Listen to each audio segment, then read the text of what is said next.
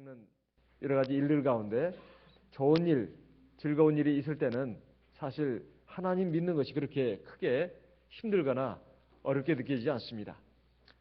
하지만 내 생각 밖으로 어렵고 힘든 일이 닥칠 때, 또 걱정스러운 일이 내 앞에 주어질 때 우리는 마음에 조바심이 일어나고 걱정이 일어납니다. 아무리 하나님을 믿고 기도한다 하더라도, 또 하나님 말씀을 많이 들어서 알고 있다 하더라도 사실 마음이 조마조마하고 불안불안하다, 이런 말씀입니다.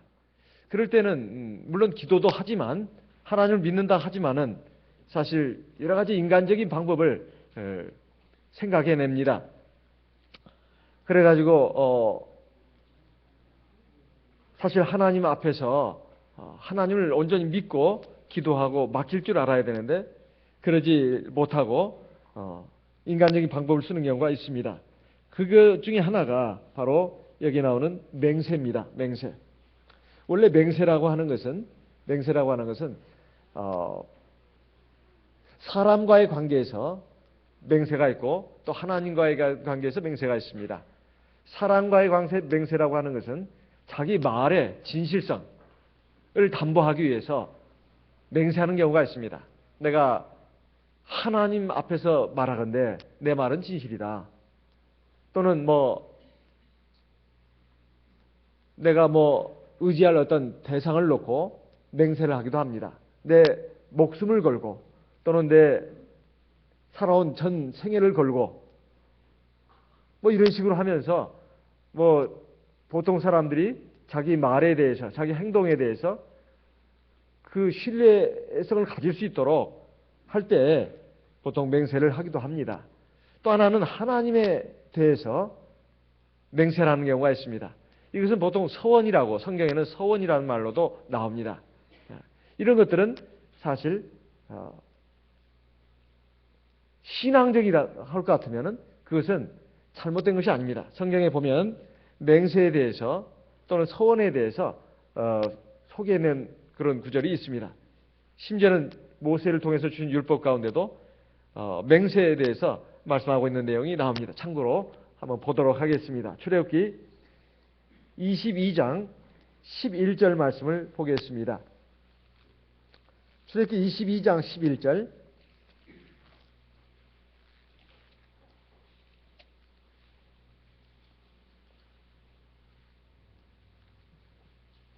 두 사람 사이에 맡은 자가 이웃의 것에 손을 대지 아니하였다고 여호와로 맹세할 것이요 그 임자는 그대로 믿을 것이며 그 사람은 배상하지 아니하려니와.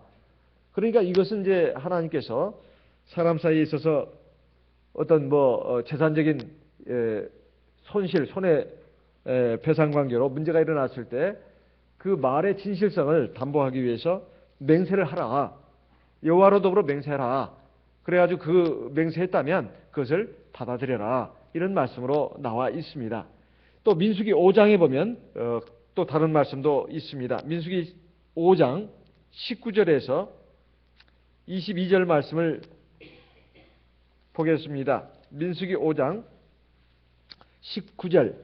여인에게 맹세시켜 그에게 이르기를 네가 내 남편을 두고 실행하여 사람과 동침하여 더럽힌 일이 없으면 저주가 되게 하는 이 쓴 물의 해독을 면하리라. 여기에 나오는 말씀은 이제 어떤 부인이 간음에 의심의 여지가 있는 그러한 일이 있을 경우에 그것을 어떻게 확인할 방법이 없는 경우가 있습니다. 그랬을 경우에는 맹세를 시켜가지고 그 말의 진실성을 갖다가 담보해라, 이렇게 말하고 있는데, 근데 여기 보게 되면 쓴 물을 먹게 해가지고 그가 정말로 정결한지 아니면 부정한지 이것을 지금 드러내는 방법으로서 이 맹세를 하라고 했습니다. 20절 21절에 보면 그러나 네가 네 남편을 두고 실행하여 더럽혀서 네 남편 아닌 사람과 동침하였으면 21절 제사장이 그 여인으로 저주의 맹세를 하게 하고 그 여인에게 말할지니라. 여호와께서 네 넓적다리로 떨어지고 네 배로 부어서 너로 네 백성 중에 저주거리 내 백성 중에 저주거리, 맹세거리가 되게 하실지라. 그러니까 이런 것은 이제 특별하게 하나님께서 모세 율법을 통해서 맹세를 허락하신 경우입니다. 그런데 오늘 말씀을 보게 되면 맹세하지 말라고 말씀하고 있습니다. 어떻게 같은 하나님의 말씀인데 어디에서는 맹세라고 하고 어디에서는 맹세하지 말라고 말씀하고 있는데 이거 어떻게 이것을 봐야 될 것이냐 이런 말입니다. 항상 하나님의 말씀을 볼 때는 양 모순되는 말씀이 있을 때 그 의미를 정확히 아는 것이 중요합니다. 왜 그랬는가 이 말이에요. 이것은 바로 거짓 맹세, 헛된 맹세를 하는 경우가 있기 때문에 그렇다는 것입니다. 맹세를 해도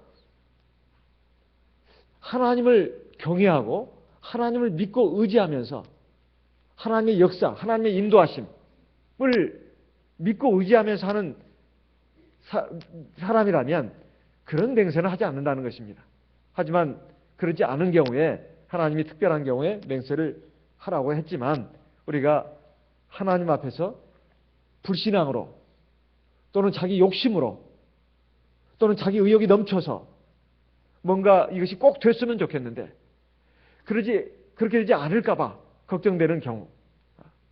그러니까 첫째는 하나님에 대한 불신앙도 있고 하나님의 인도하심, 하나님의 온전한 뜻 여기에 대한 전폭적인 믿음이 없을 경우에 우리는 인간적인 생각으로 맹세를 할 수도 있다는 것입니다. 하나님 이거 꼭 되게 해주세요. 그러면 내가 이렇게 저렇게 하겠습니다. 혹은 이런 것 저런 것을 하나님께 바치겠습니다.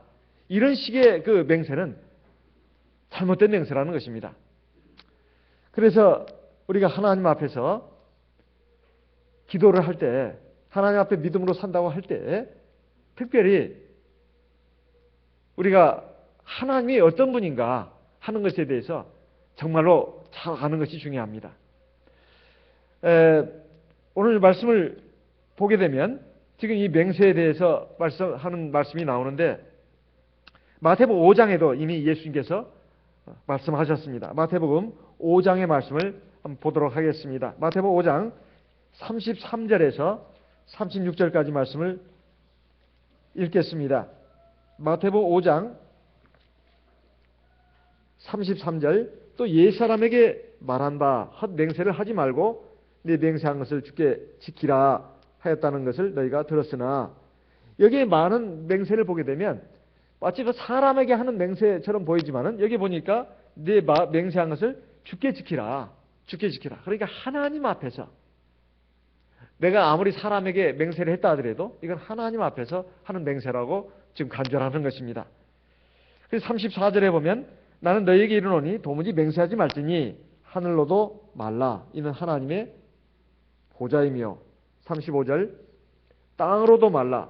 이는 하나님의 발등상이며 예루살렘으로도 말라. 이는 큰 임금의 성이며 보통 그 당시에 그 이스라엘 백성들이 맹세를 할 때 가장 권위 있고 가장 높은 것 이것을 대상으로 해서 맹세를 했습니다. 그러니까 하늘 그러면 유한한 인생이 하늘과 비교해 봤을 때 얼마나 왜소한 존재입니까? 그리고 미미한 존재냐 이 말이에요. 그래서 하늘로 맹세를 하는 경우가 있었습니다. 왜냐하면 하나님으로 맹세를 하려고 보니까 이건 또 하나님의 이름을 망령되이 일컫는 그런 죄를 짓는 것이 되기 때문에 감히 하나님으로는 맹세하지 못하고 하늘로 맹세를 했다 이 말이에요. 그런데 여기에 말씀을 보게 되면 하늘로도 맹세하지 마라. 하늘은 하나님의 보좌다. 이렇게 말씀하고 있습니다. 하늘의 보좌라고 하는 것은 정말 이 사람들이 푸른 하늘, 블루 스카이, 하늘을 놓고 맹세했다기보다는 하나님이 계신 그 하늘을 근거로 삼아가지고 맹세를 했다. 이렇게 볼 수 있습니다. 두 번째는 땅으로 맹세했다고 하는 것은 이제 하나님이 이 세상을 지을 때 얼마나 이 광대하게 아름답게 지었습니까? 이 땅에 사는 많은 사람이 있다 하더라도 그 많은 넓은 땅에 비하면 인간은 굉장히 또 왜소한 존재고 미미한 존재다 하는 것입니다. 그래서 땅으로 또 맹세를 했다는 것입니다. 그런데 이 땅은 하나님이 그 발을 올려놓는 발등상이다. 즉 발판이다는 뜻이에요. 그러니까 얼마나 이것은 작은 것이냐 하나님 앞에. 그러니까 정작 하나님을 믿고 의지해야 되는데 하나님을 믿고 의지하지 않고 이렇게 편법을 써가지고 맹세하는 것도 잘못된 것이다 하는 것입니다. 예루살렘으로 또 말라 이런 말은 예루살렘에 있는 성전을 말하는 것입니다. 이 예루살렘에 있는 성전은 하나님의 성전이다. 하나님의 성전이다. 그러니까 그것으로 하지 마라. 여기 큰 임금의 성전이라고 하는 것은 만왕의 왕이 되신 우리 주 예수님, 참 하나님의 성이 되는 것이기 때문에 그걸로도 맹세하지 말라. 이스라엘 백성들은 예루살렘 혹은 예루살렘 그 안에 있는 성전 이것을 갖다가 가장 또 권위 있는 것으로 생각을 했습니다. 그래서 성전을 두고 맹세하는 경우가 있는데 이것도 잘못된 것이다. 이렇게 말씀하고 있습니다. 36절 37절에 보면 네 머리로도 말라 이는 네가 한 터럭도 희고 검게 할 수 없습니다. 오직 너희 말은 옳다 아니라 하라. 이에서 지나는 것은 악으로 쫓아나니라. 그러니까 우리 인생의 한계를 여기서 분명히 깨닫고 자기가 자기 머리털 하나도 희고 검게 할 수 없을 정도로 이렇게 참 한계가 있는 그런 인간인데 어찌 감히 함부로 하나님 앞에서 맹세를 하는가. 하나님 앞에서 네가 진실하게 말하고 행동해라. 이런 뜻입니다. 여기에 진실하게 말하고 행동하는 관계에 있어서 특히 맹세하지 말라는 것을 강조하고 있는 이유는 그래서 하나님을 절대적으로 신뢰하고 의지하라는 뜻입니다. 그런데 우리는 보통 그러지 못하는 경우가 많습니다. 실제로 우리가 맹세를 하지 않는다 하더라도 우리의 그 믿음 생활 가운데 보면 특별히 그 기도에 있어서 우리의 그 욕심이 있고 또 의욕이 넘치기 때문에 우리가 하나님 앞에서 정말 온전한 신앙으로 하지 못하는 경우가 많습니다. 하나님의 뜻을 기다리려고 하니까 너무 답답합니다. 그리고 혹시라도 하나님이 내 마음, 내 소원, 내 기대와 달리 다르게 역사하시면 어떡하나 이런 그 생각이 있어가지고 하나님 앞에서 기도할 때도 그냥 그 내 마음 욕심대로 막 기도하고 밀어붙이는 그 시기 많습니다. 하나님 꼭 이렇게 해주셔야 합니다. 아니면 저렇게 해주셔야 합니다. 그렇지 않으면 나 하나님 정말 섭섭합니다. 하나님 잘 믿지 않겠습니다. 이런 그 동기가 숨어 있다는 거예요. 근데 그것이 과연 다른 것이냐 하는 겁니다. 어느 농촌 마을에 농부들이 하나님을 믿게 되었습니다. 그래가지고 참 하나님 말씀 들으니까 하나님께 구하면 무엇이든지 다 들어준다 하더라. 이런 말씀을 듣고는 그래 우리가 올해 농사만큼은 정말 하나님께 구해가지고 농사를 한번 잘 지어보자. 풍년을 만들어보자. 그래가지고 농부들이 이제 합심 단결 해가지고 하나님께 기도를 하기로 했습니다. 그래서 하나님께 기도하기를 자 씨가 뿌릴 때 돼서 하나님 이 씨 뿌릴 때입니다. 비를 내려주십시오. 하나님이 막 비를 내려주셨습니다. 진짜로. 그래서 농부들이 기뻤어요. 아유 하나님이 이거 정말 잘 들어주시는구나. 그러다 보니까 이제 비가 내리는 것만 가지고 안 되지 않습니까? 하나님 이제 비 됐습니다. 이제 햇볕을 좀 주십시오. 그래서 햇볕이 쨍쨍 잘 내리게 했습니다. 이거 잘 자라는 거예요. 햇볕만 또 잘 자라다 보니까 그 벼들이 아주 더워서 막 땀을 흘리면서 죽겠다고 합니다. 농부들이 보니까. 그래서 하나님께 또 기도했습니다. 하나님 좀 시원한 바람도 좀 불게 해주십시오. 이렇게 기도했습니다. 그랬더니 또 하나님이 또 시원한 바람을 불게 해주는 거예요. 벼들이 쑥쑥쑥 잘 자라는 겁니다. 이제 가을이 됐어요. 가을이 되면 이렇게 선선한 바람 불지 않습니까? 그래가지고 추수할 때가 돼가지고 추수를 해보니까 이게 전부 다 쭉정이더라 이 말이에요. 쭉정이다. 알고는 없고 전부 쭉정이에요. 그래서 이제 하나님께 막 원망을 하면서 따졌습니다. 하나님 이럴 수가 있습니까? 우리가 그렇게 하나님 앞에 기도도 하고 막 구했는데 왜 이렇게 하나님은 우리에게 이 풍성한 수확의 결실을 주지 않고 이렇게 전부 다 쭉정이가 되게 했습니까? 그러니까 하나님 뭐라고 하는 줄 아십니까? 농부들한테. 뭐라고 했을까요? 한번 생각해 보세요. 뭐라고 했을까요? 하나님이 그랬습니다. 너희들 구하는 거 다 줬다. 근데 알고는 안 구하지 않았냐? 너희들이 언제 나한테 알고 달라고 구했느냐?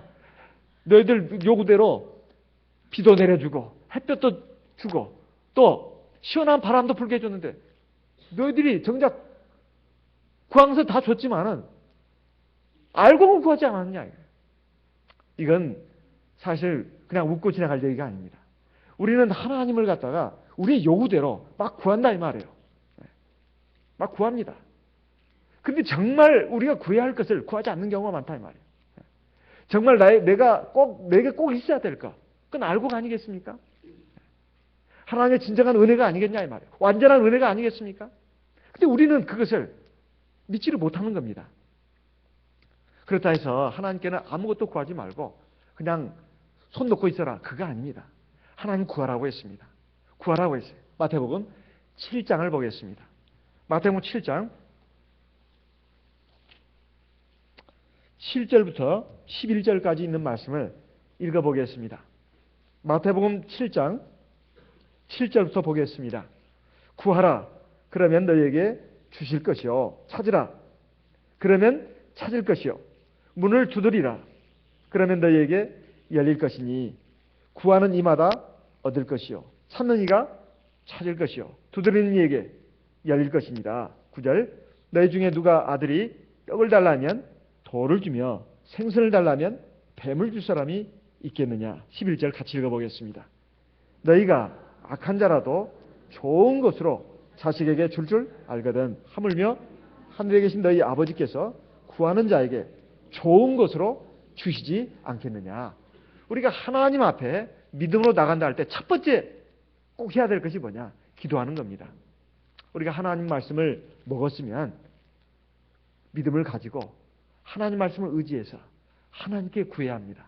믿음도 구해야 되고 영적 지혜와 능력도 구해야 되고 내 육체의 정욕도 이길 수 있는 것도 구해야 되고 또 마귀의 시험도 이길 수 있는 것도 구해야 되고 세상의 시련과 고난도 이길 수 있는 그것도 구해야 되고 세상의 죄악도 이길 수 있는 그것도 구해야 됩니다.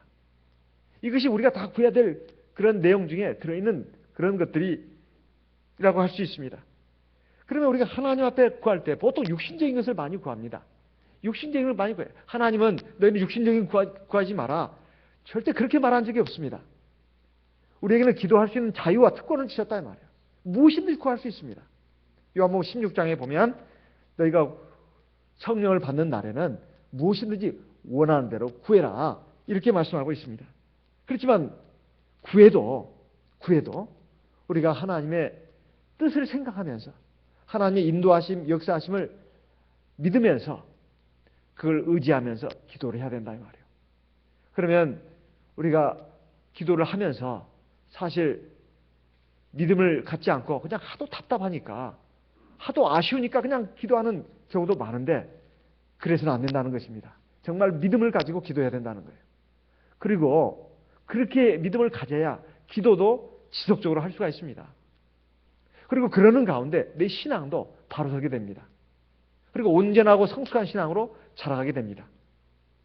뿐만 아니라 기도의 응답이 나타났을 때도 하나님께 감사하고 하나님 앞에 기뻐할 수 있어요. 설령 내 마음에 원하는 것이 아니고 그 반대 결과가 나왔다 할지라도 하나님에 대해서 원망한다거나 하나님을 의심한다거나 하나님의 신실하심에 대해서 회의를 품는다거나 그러지 않는다는 것입니다.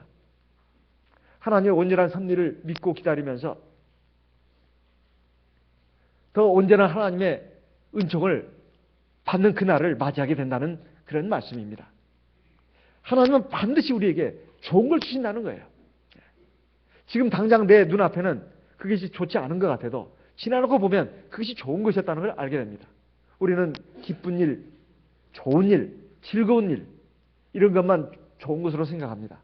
괴롭고 슬픈 일, 안타깝고 괴로운 일 이런 것들에 대해서는 아주 좋지 않다고 생각합니다. 그런데 지나놓고 보면 그것이 나에게 양약이 됐다 하는 것을 깨닫게 되는 날이 얼마나 많습니까? 그래서 하나님께서 또 그것이 전부가 아닙니다.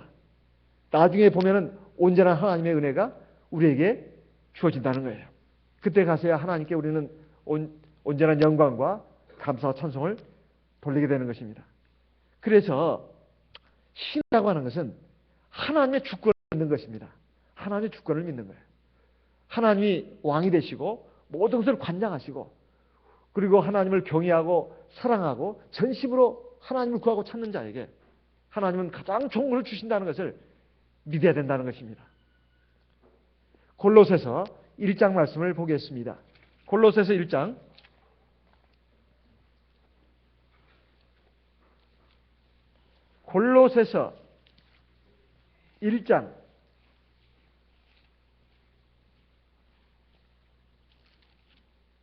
15절, 골로새서 1장 15절.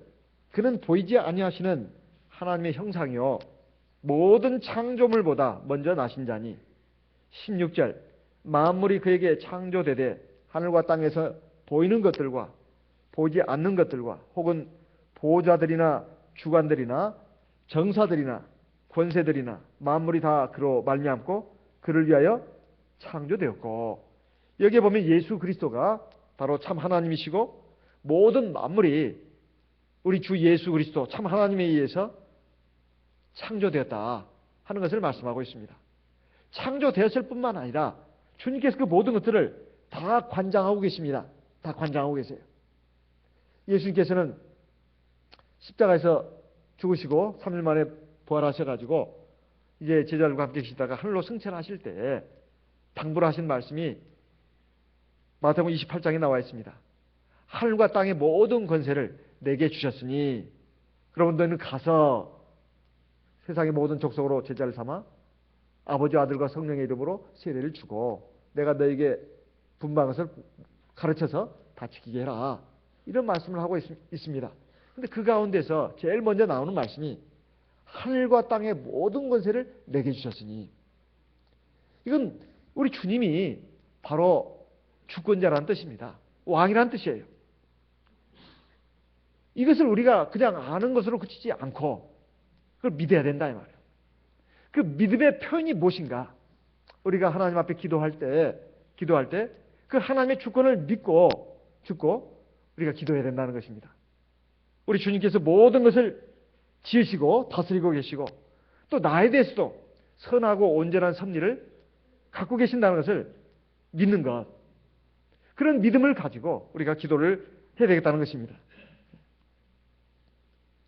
그랬을 때 우리가 기도하면서 마음에 걱정을 품는다거나 조바심을 낼 필요가 없습니다.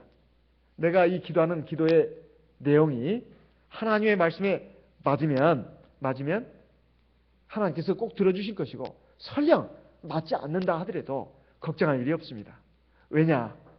하나님이 내가 지금 뭘 가지고 어떤 문제 때문에 기도하는지 다 알고 계십니다. 다 알고 계셔요. 그래가지고 하나님께서 거기에 완벽한 것으로 주신다 이 말이에요. 지금 내게 괴로운 상황이 있습니다. 그리고 어려운 상황이 있습니다. 지금 무섭고 걱정되는 상황이 있습니다. 그랬을 때 우리가 가만히 있고 또 넋놓고 있고 그래서는 안 되고 하나님 앞에 어떻게든지 기도를 해야 된다 이 말이에요. 기도를 해야 합니다. 기도하면 다냐? 이런 식의 생각은 정말 불신앙적인 생각입니다. 어찌됐든 간에 하나님 앞에 하나님을 바라보면서 기도를 해야 합니다. 그러면 내가 정말 괴로워서 속상해서 힘이 들어서 또 눈물 나서 불안하고 걱정이 돼서 초조해서 어떤 상황에서 기도를 하든 간에 하나님은 기도하는 그 자체를 귀하게 보십니다. 귀하게 보셔요. 설령 우리가 기도하는 내용 가운데 불신앙도 있고 내 욕심도 있고 아직 덜 떨어진 그 미성숙함도 있다 하더라도 하나님은 자기를 바라보고 기도하는 그 자체를 굉장히 기뻐하신다는 것입니다. 그러면 하나님께서 그 기도를 다 들으시고 우리 마음도 보시고 우리 상황도 다 보십니다. 그래가지고 완벽한 것으로 우리에게 주시기 위해서 우리를 이끌어 가신다 이 말이에요. 당장 그때 어려움을 풀어주시고 해결해 주신다는 그런 말은 아닙니다. 계속 어려움이 계속될 수도 있습니다. 하지만 그 가운데서 하나님은 나에게 주시고자 하는 것들을 사실상 주고 있는 겁니다. 그리고 정말 내가 간절히 바라고 원했던 그런 상황들을 또 주신다 이 말이에요. 내 기대에 넘치게, 아니 내 기도를 훨씬 뛰어넘어서 완전한 것으로 주신다는 것입니다. 그래서 우리가 기도할 때 사실 불안해하고 초조할 필요가 없고 내 욕심대로 막 밀어붙이기식으로 할 필요가 없습니다. 기도하는 것이 중요하다 이 말이에요. 요한복음 16장 23절 24절 말씀을 보겠습니다. 요한복음 16장 23절 24절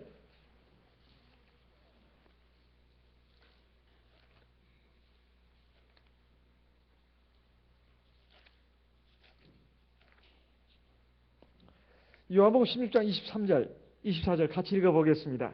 그날에는 너희가 아무것도 내게 묻지 아니하리라. 내가 진실로 너희에게 이르노니 너희가 무엇이든지 아버지께 구하는 것을 내 이름으로 주시리라. 지금까지는 너희가 내 이름으로 아무것도 구하지 아니하였으나 구하라 그리하면 받으리니 너희 기쁨이 충만하리라. 그날에는 어떤 날일까요? 그 앞에 말씀을 쭉 보게 되면 보혜사 성령이 너희에게 임하는 날에는, 너희가 보혜사 성령을 받는 그날에는 그런 뜻입니다. 너희는 하나님의 자녀로 인을 칭을 받을 것이고 하나님 나라의 상속자로서 하나님의 아들이 될 것이다. 이건 우리가 잘 아는 말씀이고 성경의 다른 부분에 나와 있습니다. 그런데 왜 보혜사 성령이 너희에게 오시면 너희를 고아처럼 버려두냐고, 너희가 그때는 내가 너희가 내 안에 있는 것을 너희가 알게 될 것이다. 이런 말씀이 있냐 이 말이에요. 그 말씀은 바로 우리로 하여금 성령을 주신 것은 기도하라고 주신 것입니다. 기도하라고 주신 거예요. 그냥 도장만 받아놓고 가만히 있으라. 그게 아닙니다. 우리 안에 있는 성령, 내가 하나님 안에 있고 내가 하나님이 내 안에 있는 것을 그걸 만족하고 있으라. 그것이 아닙니다. 그날에는 너희가 기도하라 이런 말이에요. 내가 진실로 너희에게 이르노니, 주님의 말씀 가운데 진실이 아닌 것이 어디가 있습니까? 구원과 관련된 말씀을 하실 때는 반드시 진실로 하는 말씀을 하십니다. 우리가 하나님의 말씀을 먹는 거, 이게 제일 중요합니다. 첫째입니다. 두 번째는 성령을 의지해서 기도하는 거예요.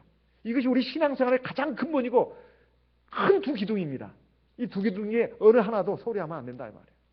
그런데 하나님은 우리 기도를 무슨 의무로, 종교적인 의식으로 하라고 한 것이 아닙니다. 너희 구할 걸 마음대로 구해. 하나님이 얼마나 좋으신 하나님인지 이게 정말 모르겠어요. 사실 우리가 기도한다고 할 때 보통 우리는 어떤 속박감을 느낍니다. 기도하라고 했어. 기도해야 돼. 교회 왔으니까 기도해야 돼. 힘들어 죽겠는데. 뭘 구할지도 모르겠고 구할 것도 없는데. 이런 식으로 생각을 하면 이게 되겠냐 이 말이에요. 그래서 하나님이 우리의 그 연약함도 아시고 어리석음도 아셔가지고 너희 구할 건 많지? 육신적인 거.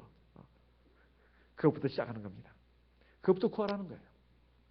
그러는 가운데 철이 들면서 육신적인 것뿐만 아니라 영적인 것을 더 구해야 되는구나. 먼저 구해야 되는구나. 그것도 알게 되는 거예요. 어린 아이들은 철이 없어가지고 그냥 배고플 때 막 울어대낍니다. 뭐 젖만 주면 좋아해요. 또 밥 먹을 때 밥 안 주면 난리 피웁니다. 밥만 주면 좋아해요. 배가 부르면 좋아합니다. 그 외에 뭔 걱정이 있어요. 근데 이제 크면서 여러 가지 많은 인생의 문제들이 있지 않습니까? 뭐 먹고 마시는 것이 전부가 아니잖아요. 인생살에 여러 가지 어렵고 복잡한 문제들이 막 그 산더미처럼 파도처럼 밀려옵니다. 그것도 사실은 육신적인 문제입니다. 하지만 그 속에서 하나님은 우리를 단련하시고 우리에게 온전한 신앙을 주시고 우리가 하나님 앞에서 온전한 백성으로 자라가도록 이끌어 가신다 이 말이에요. 그러니까 너희가 성령을 받는 그날에는 너희가 무엇이든지 아버지께 구하는 것을 내 이름으로 주실 것이다. 지금까지는 너희가 내 이름으로 아무것도 구하지 아니하였으나 구해라. 그리하면 받으리니 너희 기쁨이 충만할 것이다. 주님이 이렇게 말씀했습니다. 그런데 이 말씀이 틀리잖아요. 뭐 구하는 대로 다 주신다고 분명히 말씀했는데 뭐 하나님의 뜻에 맞지 않으면 안 준다면서요. 우리가 하도 기도를 하지 않으니까 기도하라는 것입니다. 그리고 준다는 것은 분명히 우리가 입으로 또 마음속으로 구하는 것이 있다고 하지만은 사실 그 밑바닥에 정말 나에게 꼭 필요한 것,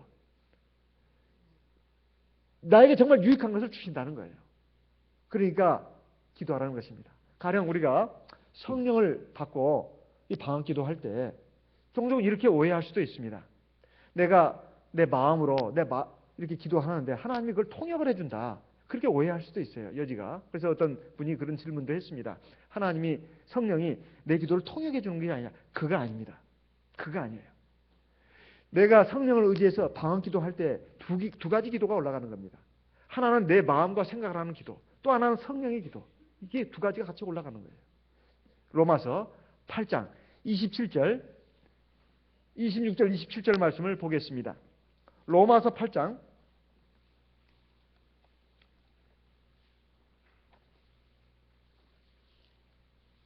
26절, 27절 같이 읽어보겠습니다. 로마서 8장 26절, 27절 말씀 같이 읽겠습니다.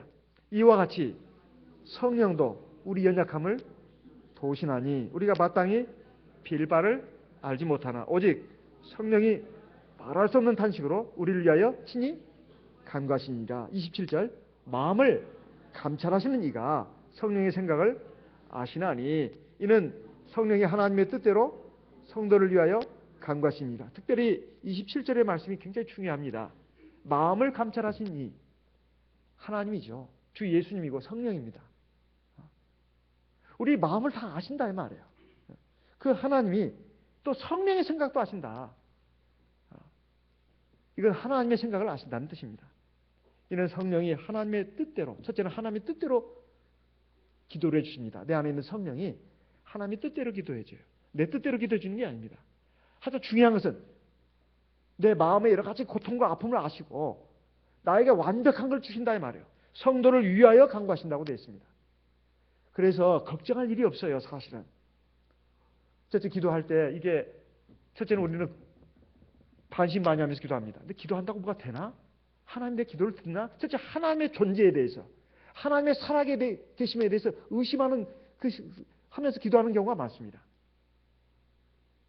그리고 하나님의 능력에 대해서 하나님의 온전한 섭리와 역사에 대해서 인도하심에 대해서 잘 믿지 않고 기도하는 경우가 많아요. 그래도 하나님은 그 기도만큼도 귀하게 생각하신다 이거예요. 그가 성령을 의지해서 방언기도하면 나는 지금 어설픈 기도를 하고 있습니다. 하지만 성령은 완전한 기도를 하고 있다 이 말이에요. 내 마음을 다 아시고. 그래서 이 방언기도가 중요한 것입니다. 왜 뜻도 모르는 기도를 해야 되느냐? 종종 그런 말을 합니다. 그 뜻을 모르는 것은 그 옆에 제3자만 모르는 것이 아니라 나도 모릅니다. 만약에 내가 그 뜻을 안다 같으면 사실은 내 설교를, 내 기도를 통역해 주는 것이죠. 내 기도를 지금 하나님이 성령이 나를 지금 통역해 주는 겁니다. 그건 아닙니다. 비밀이라고 했다는 것은 지금 나도 모른다는 뜻이에요. 고린도전서 14장 2절 말씀을 보겠습니다. 고린도전서 14장 2절. 고린도전서 14장 2절 말씀 같이 읽어보겠습니다. 방언을 말하는 자는 사람에게 하지 아니하고 하나님께 하나니 이는 알아듣는 자가 없고 그 영으로 비밀을 말합니다. 비밀이니까 우리는 보통 비밀 그러면 굉장히 궁금해하지 않습니까? 누가 나 모르게 똑딱똑딱 비밀을 하면은 굉장히 조바심이 나고 내 욕하나 이래가지고 굉장히 좀 걱정도 됩니다. 근데 이거 걱정할 필요가 없어요. 대체 성령이 무슨 비밀을 하나님 앞에 기도한단 말인가? 걱정할 필요가 없어요. 하나님의 뜻대로 나에게 좋은 거, 가장 완전한 것을 위해서 기도하고 있다 이 말이에요. 그러니까 우리가 믿음을 가지고 기도할 때 특히 성령을 의지해서 방언 기도하는 거 이거 굉장히 중요합니다. 굉장히 중요해요. 그렇다 해서 기도는 방언 기도만 하나님 들으시고 오성 기도는 안 들으시고 묵상 기도는 안 들으시다 그 말은 아닙니다. 우리가 때에 따라서는 오성 기도도 해야 되고 또 묵상 기도도 해야 합니다. 하나님 그 기도도 들으십니다. 하지만 이 방언 기도가 최고의 기도다 이 말이에요. 왜? 바로 우리 안에 보혜사 중보자로 주신 대제사장 예수 그리스도가 우리를 위해서 기도해 주기 때문에 그렇습니다. 히브리서 4장을 보겠습니다. 히브리서 4장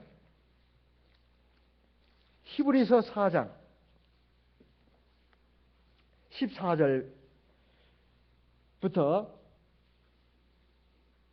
14절 16절 말씀을 14절부터 16절까지 말씀을 읽어보겠습니다.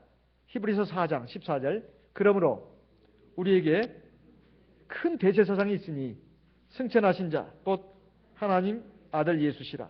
우리가 믿는 도리를 굳게 잡을지어다. 15절 우리에게 있는 대제사장은 우리 연약함을 체류하지 아니하는 자가 아니요 모든 일에 우리와 한결같이 시험을 받은 자로되 죄는 없으십니다. 16절 그러므로 우리가 긍휼하심을 받고 때를 따라 돕는 은혜를 얻기 위하여 은혜의 보좌 앞에 담대히 나아갈 것입니다. 대제사장 성령으로 우리 안에 계십니다. 어떻게 우리가 대제사장 앞에 나갈 수 있을까요? 바로 은혜의 보좌 앞에 나가려면 기도입니다. 하나님의 말씀을 먹고 말씀을 의지해서 우리가 하나님 앞에 기도하는 거예요. 그러면 우리 주 예수님은 육신으로 계실 때 우리 연약함을 다 체험했습니다. 요즘 제가 보지는 않았습니다만 우리 어떤 제 동년배 어떤 목자님한테 들은 얘기입니다. 그 연예인들이 군대 체험하는 그것이 참 재미가 있다고 한번 보라고 그랬는데 제가 언뜻 한번 보다가 바빠가지고 좀 보지는 못했습니다만은 가끔 신문에 본 내용을 보게 되면 군대 체험을 통해 가지고 우리에게 아주 실감나는 장면들을 많이 보여주고 있다고 합니다. 군대 갔다 온 사람들은 군대 얼마나 어렵고 힘든지 안다고 합니다.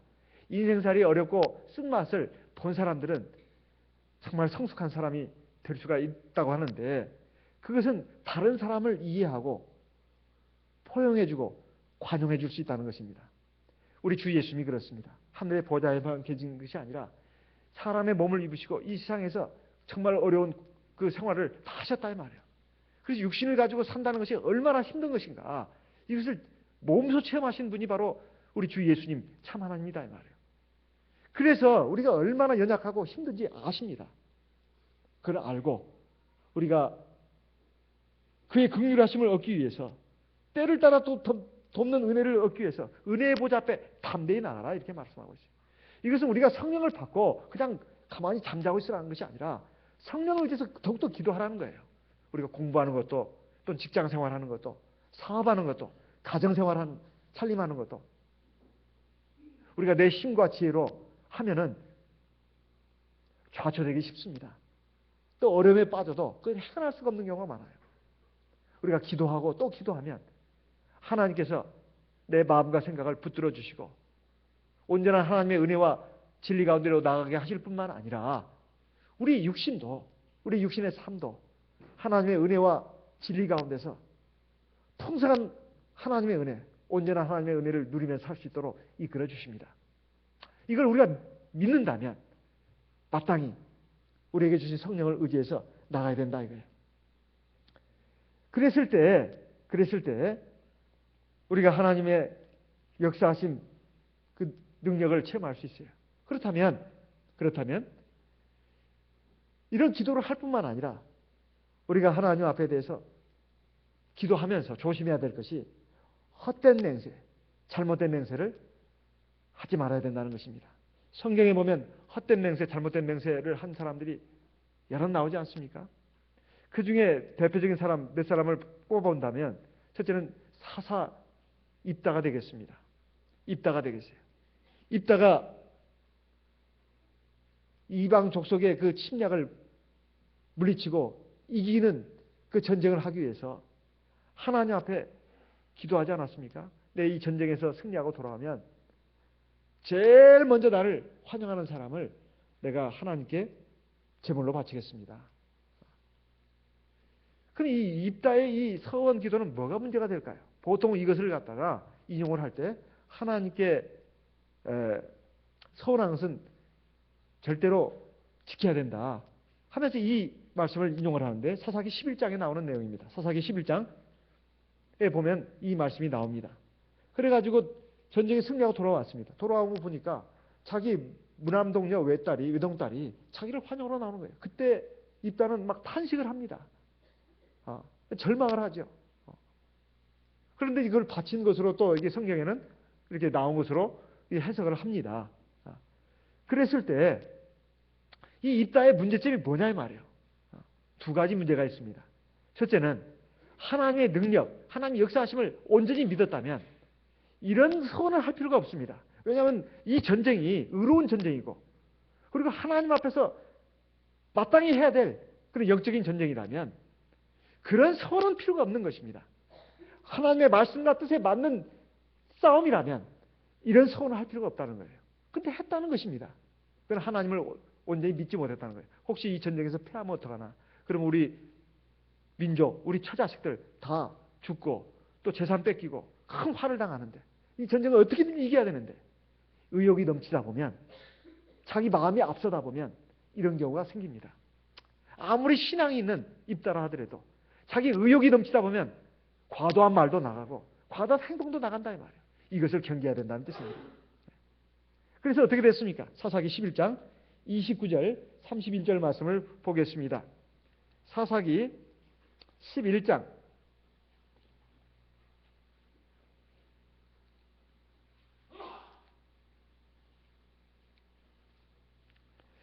사사기 11장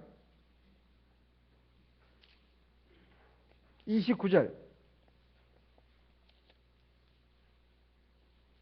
이에 여호와의 신이 입다에게 임하시니 입다가 길앗과 므낫세를 지나서 길앗 미스베에 이르고 길앗 미스베에서부터 암몬 자손에게로 나아갈 때에 30절 그가 여호와께 서원하여 가로되 주께서 과연 암몬 자손을 내 손에 붙이시면 내가 암몬 자손에게서 평안히 돌아올 때 누구든지 내 집 문에서 나와서 나를 영접하는 그를 여호와께 돌릴 것이니 내가 그를 번제로 드리겠나이다 하니라.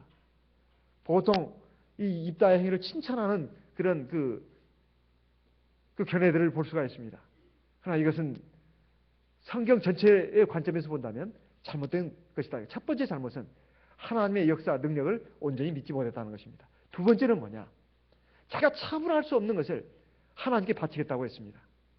아무리 자기 자식이지만 그걸 하나님 앞에 번제로 드린다는 것이 말이 되겠습니까?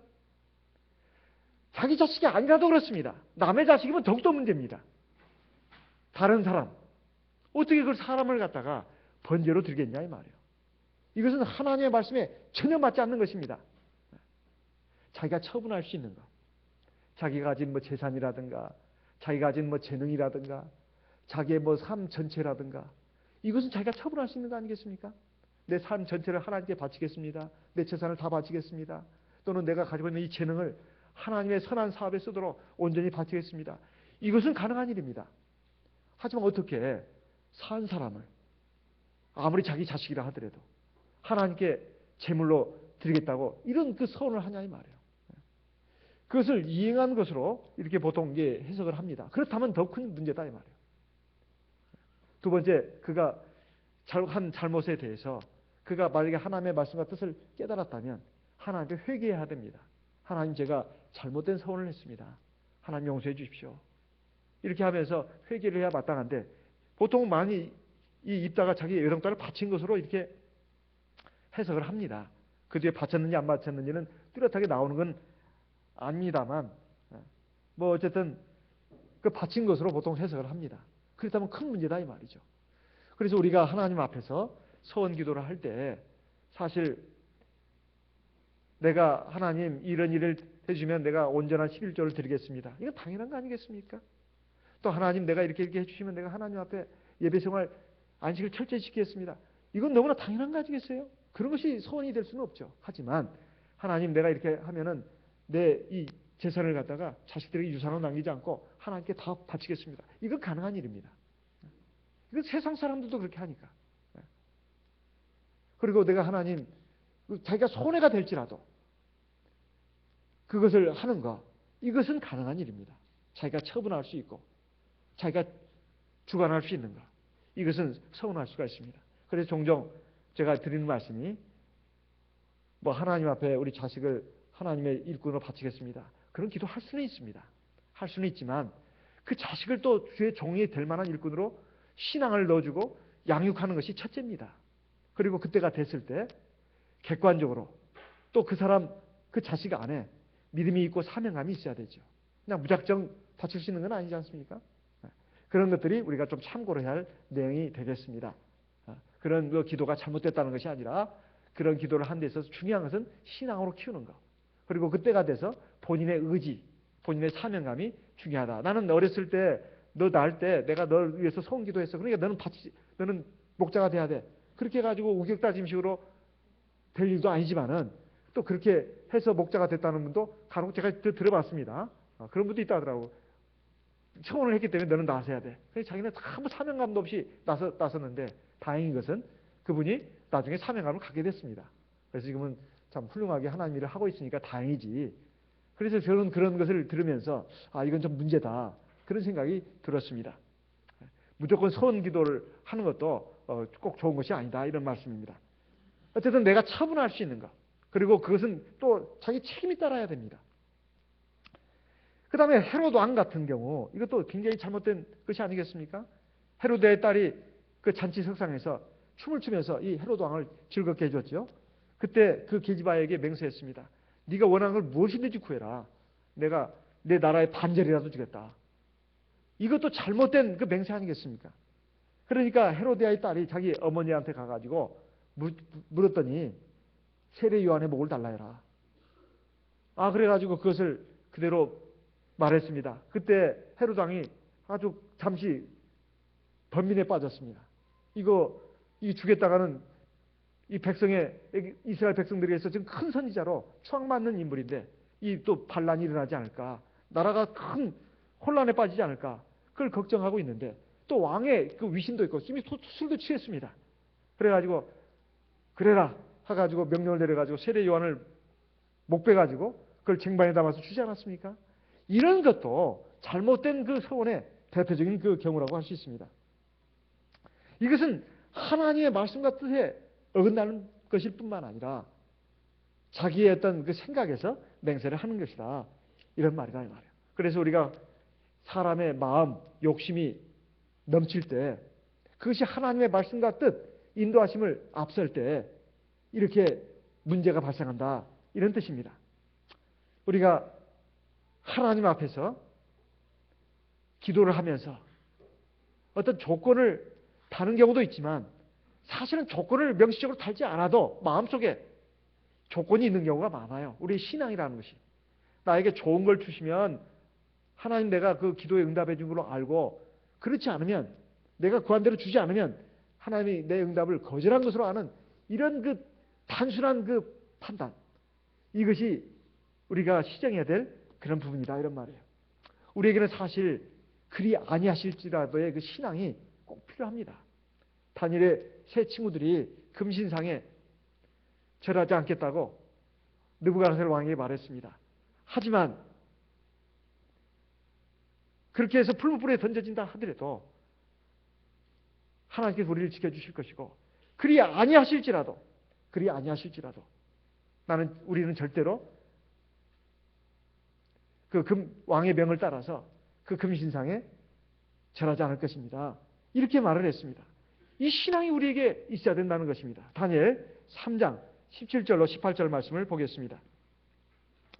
다니엘 3장 17절 18절 말씀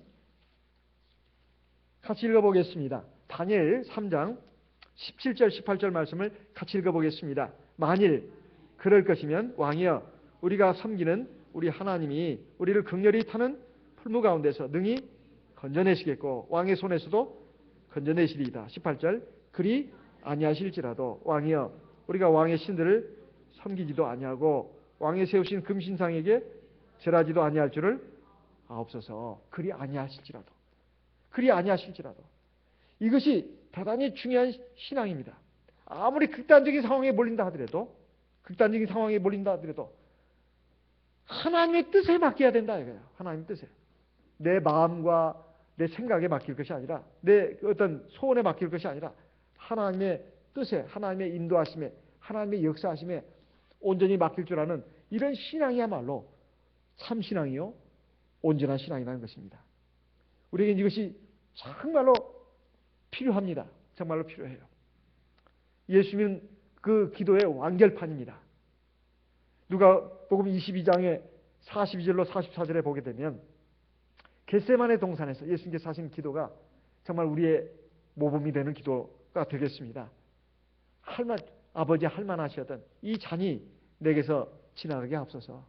하지만 내 원대로 마옵시고 아버지의 원대로, 아버지의 뜻대로 되기를 원하나이다. 이 예수님의 기도는 우리가 너무나 많이 들어서 알고 있습니다.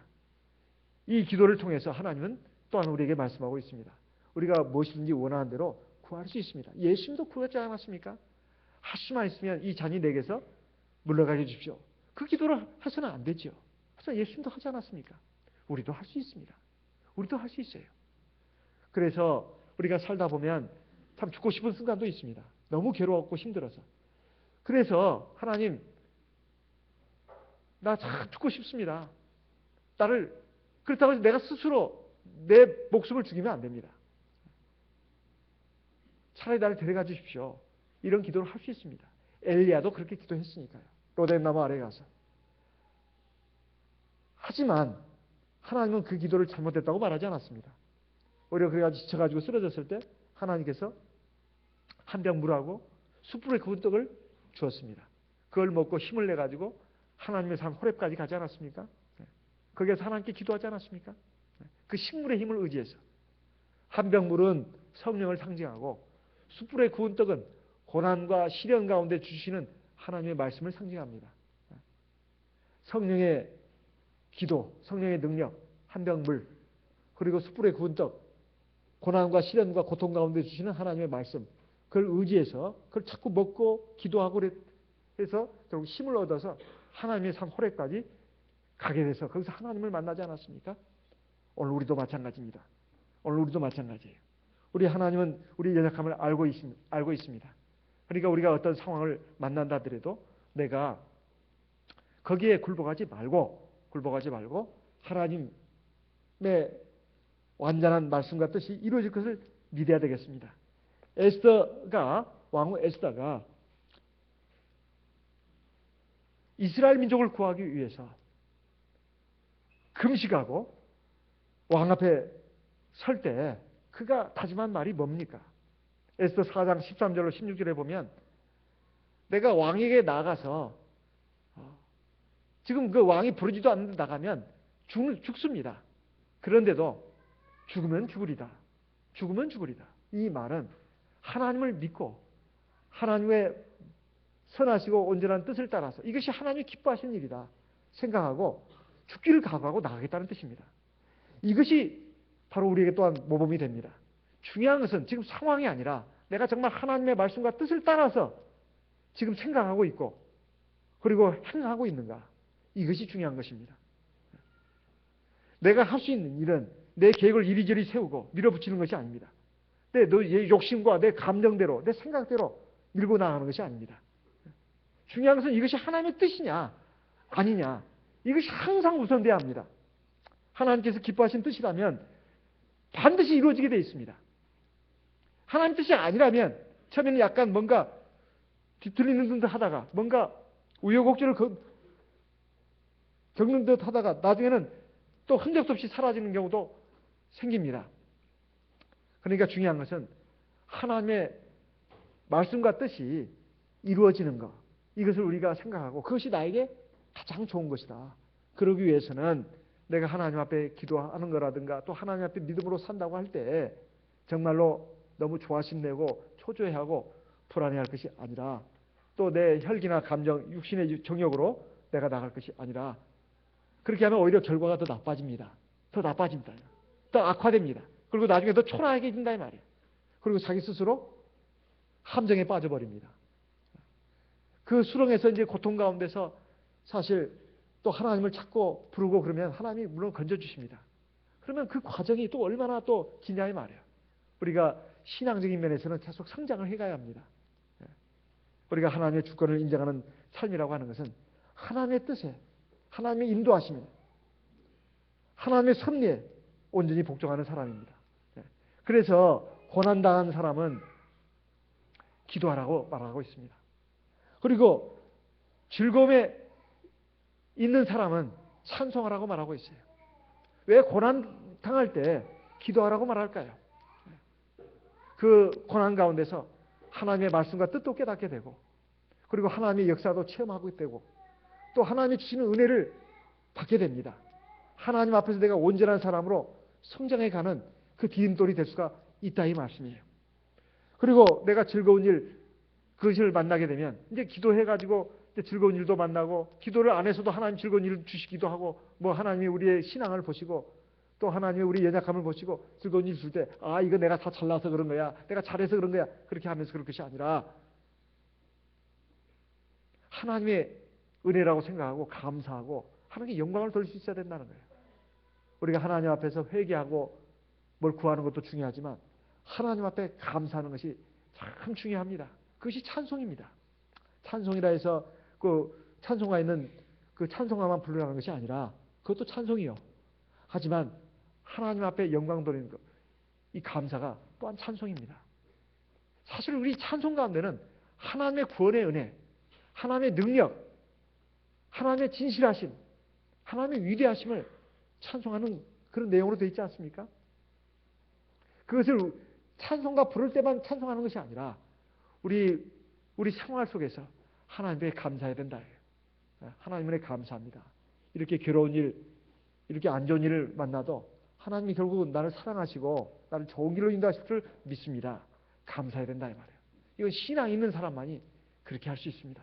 이것이 하나님의 주권을 인정하는 사람만이 그렇게 할 수 있다 이 말이에요. 그러한 삶으로 나아가라고 하나님은 야고보서를 통해서 우리에게 촉구하고 있습니다. 이 말씀에 우리 모두 순종해서 하나님의 온전한 은혜와 진리 가운데로 나갈 수 있기를 예수님의 이름으로 기원하는 바입니다.